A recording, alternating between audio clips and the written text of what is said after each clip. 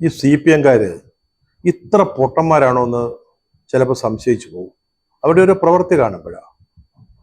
നമ്മുടെ ലോക്സഭാ തെരഞ്ഞെടുപ്പിന്റെ പ്രചാരണം ഏതാണ്ട് അതിന്റെ മൂർധന്യാവസ്ഥയിൽ നിൽക്കുകയാണ്. ഈ ഓരോ നിമിഷവും പ്രചാരണവും അനുകൂലമായും പ്രതികൂലമായും വരുന്ന കാര്യങ്ങളുമൊക്കെ തെരഞ്ഞെടുപ്പ് ഫലത്തെ സ്വാധീനിക്കുന്ന കാര്യങ്ങളാണ്. അപ്പോഴാണ് ബോംബ് ഉണ്ടാക്കുക, ആ ബോംബ് പൊട്ടിത്തെറിക്കുക, അതിലൊരു ചെറുപ്പക്കാരൻ മരിക്കുക, എന്നിട്ട് മരിച്ചത് ഞങ്ങളുടെ പാർട്ടിയല്ല, CPM അല്ല എന്ന് ഞഞ്ഞാവിഞ്ഞ പറയുക, എന്നിട്ട് വീണ്ടും അറസ്റ്റുകൾ ഉണ്ടാവുന്നു, അവരൊക്കെ CPM കാരാണെന്ന് തെളിയുന്നു. ഇതൊക്കെ എന്ത് ബുദ്ധിശൂന്യമായ കാര്യങ്ങളാണെന്ന് ചിലപ്പോൾ ചിന്തിച്ചു പോകും. അതുപോലെയാണ് നമ്മുടെ ആരോഗ്യവകുപ്പിന്റെ ഏറ്റവും അവസാനത്തെ പ്രകടനം. കോഴിക്കോട് മെഡിക്കൽ കോളേജിൽ ഒരു ജീവനക്കാരൻ ചികിത്സയ്ക്കെത്തിയ ഒരു സ്ത്രീയെ പീഡിപ്പിക്കുന്നു. അത് പരാതി കൊടുക്കരുതെന്നുള്ള നിർബന്ധം അവിടുത്തെ യൂണിയൻ നേതാക്കളിൽ നിന്ന്, CPM കാരായ യൂണിയൻ നേതാക്കളിൽ നിന്നുണ്ടായി.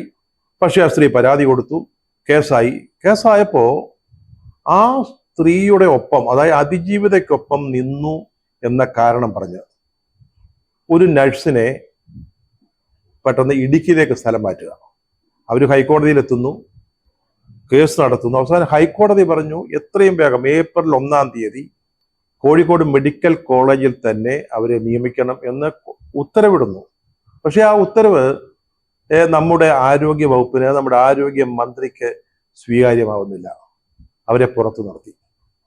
പിന്നീട് അത് സമരമായി, പ്രതിപക്ഷം അത് ഏറ്റെടുക്കുന്നു.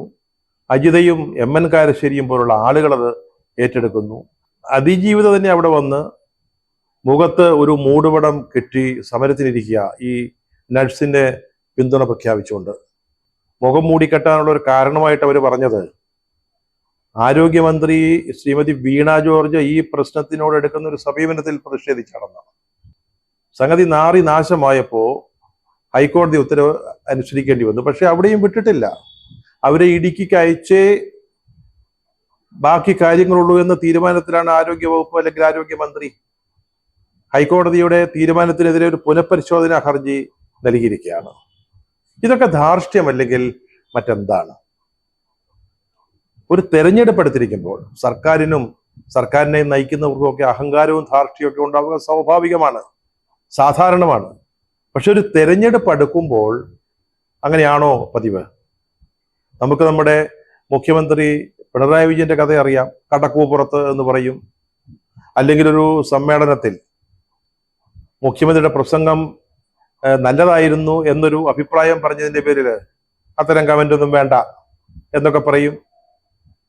മൈക്ക് പിണങ്ങിയാൽ മൈക്കുകാരനോട് ദേഷ്യപ്പെടും, ചിലപ്പോൾ മൈക്കുകാരനെതിരെ കേസെടുക്കും. അങ്ങനത്തെ ശ്രീ പിണറായി വിജയൻ കഴിഞ്ഞ ദിവസം ഒരു മൈക്ക് 2 തവണ ഒടിഞ്ഞു വീണിട്ടും നമുക്കാർക്കും പരിചിതമല്ലാത്ത, അദ്ദേഹത്തിന് പോലും പരിചിതമല്ലാത്ത തരത്തിലുള്ള സംയമനം പാലിക്കുകയും വേദിയിൽ മാറിയിരുന്ന് ബിനോയ് വിശ്വത്തിനോട്, അദ്ദേഹമാണ് കൂടെ ഉണ്ടായിരുന്നത്, ചിരിച്ചു കളിച്ച് തമാശ പറഞ്ഞിരിക്കുകയും ചെയ്തത് അദ്ദേഹത്തിന് ദേഷ്യം വരാഞ്ഞിട്ടൊന്നുമല്ല. ഇത് തെരഞ്ഞെടുപ്പ് കാലമാണ്. നമ്മുടെ ഓരോ പ്രവൃത്തികളും ആളുകൾ ശ്രദ്ധിക്കുന്നുണ്ട് എന്ന് അറിഞ്ഞതുകൊണ്ടാണ്. പക്ഷെ നമ്മുടെ മറ്റു ചില നേതാക്കൾക്കാവട്ടെ, സർക്കാരിന്റെ മറ്റു ചില തലങ്ങളിൽ പ്രവർത്തിക്കുന്നവരാവട്ടെ, സഖാക്കൾക്കാവട്ടെ ഇത് മനസ്സിലാവുന്നില്ല. നമ്മുടെ ഒരു കാര്യം മനസ്സിലാക്കണം. ഈ കഴിഞ്ഞ നവകേരള സദസ് യാത്രയുണ്ടല്ലോ, അതിനിടയ്ക്ക് ആലപ്പുഴയിൽ വെച്ച് യൂത്ത് കോൺഗ്രസ്സുകാർ പിള്ളേരെ ഒരു അനിൽ എന്ന് പറയുന്ന ഒരു ഗൺമാൻ, അത് നമ്മുടെ മുഖ്യമന്ത്രിയുടെ കൂടെ അദ്ദേഹത്തിന്റെ സുരക്ഷാ ഭടനായിട്ട് നിൽക്കുന്ന ആളാണ്. അദ്ദേഹത്തിന് ലാത്തി പിടിക്കാനോ ആളുകളെ തല്ലാനോ അധികാരമില്ല. മുഖ്യമന്ത്രിയുടെ സുരക്ഷ മാത്രമാണ് അദ്ദേഹത്തിന്റെ ജോലിയിൽപ്പെടുന്നത്. അദ്ദേഹം കേസിൽ പ്രതിയായി ചോദ്യം ചെയ്യലിന് ഹാജരാകണമെന്ന് പറഞ്ഞു. 4 മാസമായിട്ട് ഇതുവരെ അദ്ദേഹം ചോദ്യം ചെയ്യലിന് വന്നിട്ടില്ല. അദ്ദേഹം മുങ്ങി നടക്കുക. അദ്ദേഹം കഴിഞ്ഞ ദിവസം ആലപ്പുഴയിൽ മുഖ്യമന്ത്രിക്കൊപ്പം വളരെ സന്തോഷവാനായി കൈവീശി നടക്കുന്ന ചിത്രം മാധ്യമങ്ങളിൽ വന്നു. ഇതൊക്കെ പോലും കേരളത്തിലെ ജനങ്ങള് സർക്കാരിന്റെ ഒരു ധാർഷ്ട്യത്തിന്റെയും അഹങ്കാരത്തിന്റെയും ജനങ്ങളോടുള്ള മമതയില്ലായ്മയുടെയും തെളിവായിട്ട് കണ്ടുകൊണ്ടിരിക്കുക. അപ്പോഴാണ് ഇവിടെ ബോംബുണ്ടാക്കുന്നത്. ഹൈക്കോടതിയെ പോലും ധിക്കരിക്കാൻ ആരോഗ്യവകുപ്പ് തയ്യാറാവുന്നത്. കണ്ണൂർ ജില്ലയിലെ പാനൂരിൽ നടന്ന ബോംബ് സ്ഫോടനം ഒരു കാരണവുമില്ലാതെ വീണ്ടും അക്രമ രാഷ്ട്രീയം തെരഞ്ഞെടുപ്പ് ചർച്ചാ വിഷയമാക്കുകയാണ് ഇതിന് നേതൃത്വം കൊടുത്ത CPM പ്രവർത്തകര്, മണ്ടന്മാര് ചെയ്തത്. വെറുതെ ബോംബ് ഉണ്ടാക്കുമ്പം പൊട്ടിയ ഒരാൾ മരിച്ചത് മാത്രമല്ല, തുടർന്ന് നടന്ന അന്വേഷണത്തിൽ 7 സ്റ്റീൽ ബോംബുകൾ കണ്ടെത്തി. ഈ ബോംബുകൾ എന്തിനുള്ളതായിരുന്നു? അവിടെ BJPയുമായിട്ട് തെരഞ്ഞെടുപ്പുമായി ബന്ധപ്പെട്ട് യാതൊരു പ്രശ്നങ്ങളും ഇല്ല. കാരണം അവിടെ അങ്ങനെ CPM സ്ഥാനാർത്ഥികൾക്ക് വെല്ലുവിളി ഉയർത്തുന്ന BJP സ്ഥാനാർത്ഥികളൊന്നുമില്ല. മിക്ക മണ്ഡലങ്ങളിലും കോൺഗ്രസും CPMുമായിട്ട് നേരിട്ടുള്ളൊരു മത്സരം നടക്കുക. അപ്പോൾ ഈ ബോംബുകൾ, തയ്യാറാക്കി വെച്ചിരുന്ന ബോംബുകൾ ആരുടെ നെഞ്ചത്തേക്ക് എറിയുവാനായിരുന്നു? ഇതാണ് ഇന്നിപ്പോ കേരളം ചർച്ച ചെയ്യുന്ന ഒരു വിഷയം. ഇതൊന്നും ആരുടെയും ഷോക്കേസിൽ വയ്ക്കാനല്ലല്ലോ. ഈ ബോംബുകൾ ആരുടെയെങ്കിലും നേരെ എറിയാനാണല്ലോ. അത് ആരെ ഉദ്ദേശിച്ചുള്ളതായിരുന്നു? സ്ഫോടനമുണ്ടായി, ഒരു ചെറുപ്പക്കാരൻ മരിച്ചു. ദൗർഭാഗ്യകരമായ ഒരു കാര്യമാണത്. ഒരു കുടുംബത്തിന്റെ ഒരു അത്താണിയായിരിക്കണം ഒരു പക്ഷേ ചെറുപ്പക്കാരൻ. അയാൾ കൊല്ലപ്പെട്ടു. പക്ഷെ ഈ സ്ഫോടനം നടന്നില്ലായിരുന്നുവെങ്കിൽ എന്താവുമായിരുന്നു സംഭവിക്കുക? ഇപ്പൊ 7 ബോംബ് കണ്ടെത്തി. 7 70 700 ബോംബുകൾ അവർ ഉണ്ടാക്കുമായിരുന്നു. ഇത് ഉണ്ടാക്കുന്നത് ഞാൻ നേരത്തെ പറഞ്ഞതുപോലെ വെച്ച് പൂജിക്കാനൊന്നുമല്ല, ആരുടെയും നേരെ പ്രയോഗിക്കാനാണ്. അപ്പൊ കേരളം എന്താകുമായിരുന്നു? കേരളത്തിൽ എന്തൊക്കെ സംഭവിക്കുമായിരുന്നു? CPM പെട്ടെന്ന് ഇത് ഞങ്ങളുടെ പ്രവർത്തകരൊന്നും അല്ല എന്ന് പറഞ്ഞങ്ങ് ഒഴിഞ്ഞു. അതെപ്പോഴും ചെയ്യുന്ന ഒരു കാര്യമാണ്. പറഞ്ഞാൽ മതിയല്ലോ ഇത് ഞങ്ങളുമായിട്ട് ബന്ധപ്പെട്ട ആളുകളൊന്നും അല്ലെന്ന്.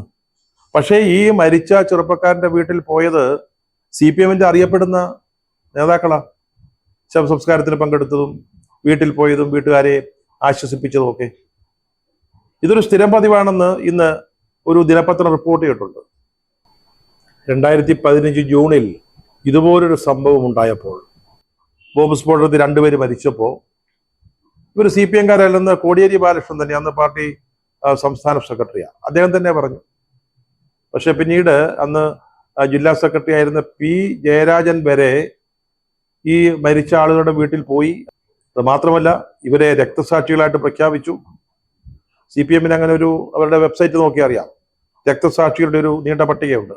അതിൽ ആ പേരുകൾ ഉൾപ്പെടുത്തി. അവർക്ക് സ്മാരകം നിർമ്മിക്കാൻ വേണ്ടി പിരിവ് നടത്തി. ഇതവരുടെ ഒരു പതിവാണ്. ഇത് ഇക്കുറിയും അത് തന്നെ, ആ അഭ്യാസം തന്നെ ഉപയോഗിക്കുന്നു. ഈ സംഭവത്തെക്കുറിച്ച് മാസങ്ങൾക്ക് മുമ്പ് തന്നെ ഇന്റലിജൻസുകാരെ പോലീസിനെ അറിയിച്ചിരുന്നതാ. അതായത് ഇപ്പോൾ പ്രതികളായ, അല്ലെങ്കിൽ ഈ ബോംബ് നിർമ്മാണത്തിലും സ്ഫോടനത്തിലും പങ്കാളികളായ ആളുകളുടെ പേര് പറഞ്ഞുകൊണ്ട് നേരത്തെ ഇന്റലിജൻസ് റിപ്പോർട്ട് ചെയ്തതാ. എന്തുകൊണ്ട് നടപടി എടുത്തില്ല? മുഖ്യമന്ത്രിയോട് അത് ചോദിച്ചപ്പോൾ അദ്ദേഹത്തിന്റെ ഭാഗത്തുനിന്ന് വ്യക്തമായ ഒരു മറുപടി ഉണ്ടായതുമില്ല. കോഴിക്കോട് മെഡിക്കൽ കോളേജിലെ PB അനിത എന്ന നഴ്സിന്റെ കാര്യത്തിൽ ഉണ്ടായത് വലിയ ഇരട്ടത്താപ്പായിരുന്നില്ലേ? CPMന്റെ ഒന്നാം തരം ഇരട്ടത്താപ്പിന്റെ തെളിവല്ലേ? സ്ത്രീയെപ്പറ്റി സംസാരിക്കും, അവരുടെ കൂടെയാണെന്ന് പറയും, അവരുടെ സുരക്ഷയ്ക്ക് വേണ്ടി എന്തും ചെയ്യും, നമ്മുടെ സർക്കാരിന്റെ പ്രഖ്യാപിത ലക്ഷ്യമാണെന്ന് പറയും. പക്ഷേ പീഡനത്തിൽപ്പെട്ട ഒരു സ്ത്രീക്ക് അനുകൂലമായിട്ട് നിന്നതിന്റെ പേരിലാണ് ഈ നഴ്സിനെ ശിക്ഷിച്ചെന്ന് ഓർക്കണം. ഈ മന്ത്രി ഒരു വനിതയാണ്, ആരോഗ്യവകുപ്പ് മന്ത്രി. ഒരു വനിത മറ്റൊരു വനിതയോട് ചെയ്ത ക്രൂരകൃത്യം തന്നെയാണിത്. ഒരു സ്ത്രീക്ക് ഒരു സ്ത്രീയോട് എങ്ങനെ ഇങ്ങനെ പെരുമാറാൻ സാധിക്കുന്നു? ഇതൊക്കെ സർക്കാരിന്റെ ധാർഷ്ട്യമാണ്. വീണ ജോർജ് നല്ലൊരു പത്രപ്രവർത്തകയായിരുന്നു. അവരന്ന് ഈ ധാർഷ്ട്യമൊന്നും കാണിച്ചായിട്ട് എനിക്ക് തോന്നിയിട്ടില്ല. ഞാൻ അവരെ പങ്കെടുത്ത ധാരാളം ചർച്ചാ പരിപാടികളിൽ പങ്കെടുത്തിട്ടുള്ള ആളാണ്. വളരെ വിനയപൂർവ്വം പെരുമാറുന്ന ഒരാളായിരുന്നു. പക്ഷെ സർക്കാരിലേക്ക് എത്തുമ്പോൾ, അധികാരത്തിലേക്ക് എത്തുമ്പോൾ, CPMന്റെ നേതൃ പദവിയിലേക്ക് എത്തുമ്പോൾ ആളുകൾ വല്ലാതെ ധാർഷ്ട്യക്കാരായിട്ട് മാറുന്നതാണ് നമ്മൾ കാണുന്നത്. ഇപ്പോ കരുവന്നൂർ ഒരു വലിയ അന്വേഷണ വിഷയമായിട്ട് മാറിയിരിക്കുകയാണ്. അവരുടെ അക്കൗണ്ടുകൾ, തൃശ്ശൂരിലെ ബാങ്കുകളിലെ അക്കൗണ്ടുകൾ ഇൻകം ടാക്സുകാർ മരവിപ്പിച്ചു. ഇതിപ്പോ CPMകാർ കോൺഗ്രസിന്റെ അക്കൗണ്ടുകൾ മരവിപ്പിച്ചതുമായി ചേർത്ത് കെട്ടുകയാണ്. രണ്ടും രണ്ടാ കേട്ടോ. മറ്റേത് ഇൻകം ടാക്സുമായി ബന്ധപ്പെട്ട എന്തോ പ്രശ്നത്തിന്റെ പേരിലാണ്, അവരുടെ തെരഞ്ഞെടുപ്പ് പ്രചരണത്തെ മന്ദീഭവിക്കാൻ വേണ്ടി അല്ലെങ്കിൽ സ്തംഭിപ്പിക്കാൻ വേണ്ടി ചെയ്യുന്ന കാര്യങ്ങളാണ്. ഇതല്ല. കരുവന്നൂർ സഹകരണ ബാങ്കിൽ നടന്ന കൊള്ളയെപ്പറ്റി ആരും മറന്നിട്ടില്ല സർ. കോടാനുകോടി രൂപ അവിടെ നിക്ഷേപിച്ച ആളുകൾക്ക് കൊടുക്കാനുണ്ട്. അതൊക്കെ നഷ്ടപ്പെട്ട അവസ്ഥയിലാണ്. കൊടുക്കുമെന്ന് പറഞ്ഞിട്ട് എത്ര പേർക്ക് കൊടുത്തു? ഇപ്പൊ ഈ ബാങ്ക് അക്കൗണ്ട് മരവിപ്പിക്കാനുള്ള കാരണം എന്ന് പറയുന്നത്, ഈ കരുവന്നൂർ ബാങ്കുകളിൽ നിന്ന് CPMകാർ അടിച്ചു മാറ്റിയ പണം അവരെ നിക്ഷേപിച്ചിരിക്കുന്നത് അല്ലെങ്കിൽ സൂക്ഷിച്ചിരിക്കുന്നത് ഈ അക്കൗണ്ട് ആണ് എന്നുള്ള ധാരണയില്ല. അല്ലാതെ കോൺഗ്രസിന്റെ അക്കൗണ്ട് മരവിപ്പിക്കലുമായിട്ട് ഇതിന് ബന്ധമൊന്നുമില്ല. അങ്ങനെ പറഞ്ഞിട്ട് കാര്യവുമില്ല. ഇതിന്നൊരു വലിയ ചർച്ചാ വിഷയമായിട്ട് കേരളത്തിലെ ജനങ്ങളുടെ മുമ്പിൽ നിൽക്കുക, ഒരു തെരഞ്ഞെടുപ്പ് വിഷയമായിട്ട്. വാസ്തവത്തിൽ കരുവന്നൂരിൽ നടന്നത് സംഘടിതമായ ഒരു ലൂട്ടിങ്ങാ, കൊള്ളയാ. അതിന്റെ വിശദാംശങ്ങളാണ് പിന്നീട് പുറത്തു വന്നത്. ഇപ്പോൾ CPM-ന്റെ ജില്ലാ സെക്രട്ടറി MM വർഗീസും അല്ലെങ്കിൽ പഴയ മന്ത്രി മൊയ്തീനും ഒക്കെ അരവിന്ദ് കെജ്രിവാളുമാരാവാൻ ശ്രമിച്ചിട്ട് ഒരു കാര്യവുമില്ല. അരവിന്ദ് കെജ്രിവാളിന്റെ കേസ് വേറെ, ഈ കേസ് വേറെ, അത് മനസ്സിലാക്കണം.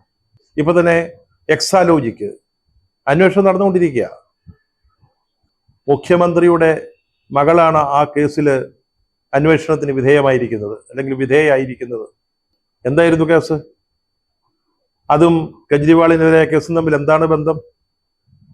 ഇവിടെ ഒരു കരിമണൽ വ്യവസായിക്ക്, വ്യവസായ സ്ഥാപനത്തിന് ചെയ്തിട്ടില്ലാത്ത സർവീസിന് പണം വാങ്ങിയും തെളിഞ്ഞിരിക്കുകയാണ്, രേഖാമൂലം തെളിഞ്ഞിരിക്കുകയാണത്. അത് ആദായ നികുതി വകുപ്പിന്റെ അന്വേഷണത്തിൽ തെളിഞ്ഞ കാര്യമാണ്. ഒരു സർവീസും കൊടുത്തിട്ടില്ല. ഇതുപോലൊരു കരിമണൽ കച്ചവടമൊക്കെ നടത്തുമ്പോൾ സ്വാഭാവികമായിട്ടും സർക്കാരിന്റെ പ്രൊട്ടക്ഷൻ വേണം. അതിന് സർക്കാരിന്റെ പ്രൊട്ടക്ഷൻ ലഭ്യമാക്കിയതിന് വേണ്ടിയുള്ള പ്രതിഫലമാണ് ഒന്നാം നമ്പർ ക്ലിയർ അഴിമതിയാണ്. മറ്റത് ഡൽഹിയിലെ മദ്യനയവുമായി ബന്ധപ്പെട്ട് ഇതിൽ മാപ്പുസാക്ഷിയാക്കപ്പെട്ട ഒരാളുടെ മൊഴിയുടെ അടിസ്ഥാനത്തിൽ മാത്രം, അത് മാത്രം തെളിവാക്കി എടുത്തുകൊണ്ട് നടത്തിയ ഒരു അറസ്റ്റായിരുന്ന അരവിന്ദ് കെജ്രിവാളിൻ്റെത്. ഈ കരുവന്നൂരിലെ കൊള്ളയോ അല്ലെങ്കിൽ അവിടെ തൃശ്ശൂരിലെ ബാങ്ക് അക്കൗണ്ടുകൾ മരവിപ്പിച്ചതോ എക്സാലോജിക്കിനെതിരെയുള്ള കേസൊന്നും ഇതുമായിട്ട് കൂട്ടിക്കെട്ടേണ്ട കാര്യമില്ല. ഇപ്പോൾ സീതാറാം യെച്ചൂരി പോലും പറഞ്ഞിരിക്കുന്നത് തൃശ്ശൂരിൽ ബാങ്ക് അക്കൗണ്ടുകൾ മരവിപ്പിച്ചത്, CPM അക്കൗണ്ടുകൾ മരവിപ്പിച്ചത് വലിയ രാഷ്ട്രീയ പകപോക്കലാണെന്ന്. സർ, ഇത് നാട്ടുകാരുടെ കാശ്, ഒരു അധ്വാനിച്ചുണ്ടാക്കിയ കാശാ. പാടത്ത് പണിയെടുത്തും തെങ്ങ് ചെത്തിയൊക്കെ ഉണ്ടാക്കിയ പൈസ കൊണ്ട് നിക്ഷേപിച്ചതാ, അത് അടിച്ചുകൊണ്ട് പോയതാ. അതിന്റെ അന്വേഷണമാണ് ഇപ്പോൾ ഇവിടെ എത്തി നിൽക്കുന്നത്. ഈ പാനൂരിലെ ഭൂപകസിൽപ്പെട്ടവരെ CPM-കാരല്ലെന്ന് അടുത്ത നിമിഷം തള്ളിക്കളയുന്നതിന്, തള്ളിപ്പറയുന്നതിന് പാർട്ടിക്ക് യാതൊരു മടിയും ഉണ്ടായില്ല.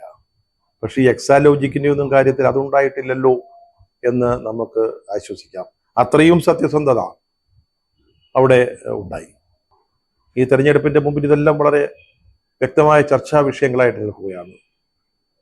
ഈ സർക്കാരിന്റെ മുമ്പിൽ LDF-ന് ഈ തെരഞ്ഞെടുപ്പിൽ മുന്നോട്ട് വയ്ക്കാൻ പറ്റിയ രാഷ്ട്രീയ വിഷയങ്ങളൊന്നുമില്ല. പൗരത്വ നിയമ ഭേദഗതി എന്നുള്ളൊരൊറ്റ കാര്യത്തിൽ ഊന്നി നിന്നുകൊണ്ടാണ് ഈ പ്രചാരണം മുഴുവൻ നടക്കുന്നത്. അത് മുസ്ലിം ന്യൂനപക്ഷ ഒരു കാര്യം മനസ്സിലാക്കിയിട്ടുണ്ട്. CPM-ന്റെ 2-3 MP-മാര് ലോക്സഭയിൽ പോയിട്ട് ഒരു കാര്യമില്ലെന്ന് അവർക്കറിയാം. പക്ഷെ ഇപ്പോഴും അതിനപ്പുറത്തേക്ക് സർക്കാരിന്റെ നേട്ടങ്ങളെ കുറിച്ച് എന്തെങ്കിലും പറയാനോ വോട്ട് ചോദിക്കാനോ സാധിക്കുന്നില്ല.